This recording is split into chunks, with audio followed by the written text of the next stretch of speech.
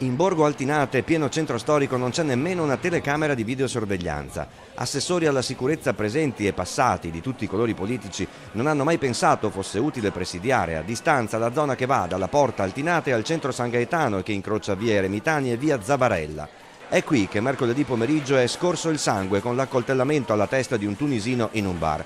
Ma dopo poche ore, la notte successiva, in via Gozzi la scena si è ripetuta. Nel giro di mezza giornata la città si è ritrovata insanguinata. Ritiene che Padova stia diventando una città insicura? Certo che sì, c'è lo spaccio alla luce del giorno.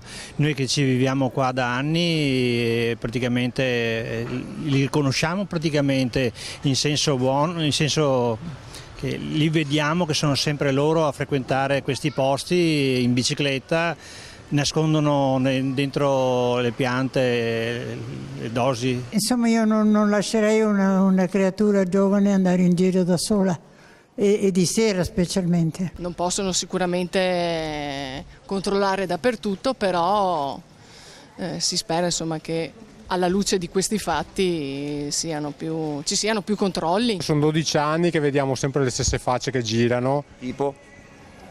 Tipo gente con le bici strana. Che non va in bici al lavoro. Esatto. Cosa fanno? Beh, sicuramente spacciano, è sicuro questo. Cioè, questa gente qui controlla praticamente tutto l'asse fino al portello praticamente. Il salotto buono di Padova, quello della cultura, con il centro universitario, il museo della Terza Armata, l'ex cinema Altino di Quirino De Giorgio, il vicino conservatorio, la chiesa di Santa Sofia, degli studi legali importanti, dei restauri impeccabili, dei negozi e delle librerie. In questo habitat curato e molto frequentato non ci sono telecamere di sorveglianza collegate con le forze dell'ordine, nonostante lo spaccio e i coltelli.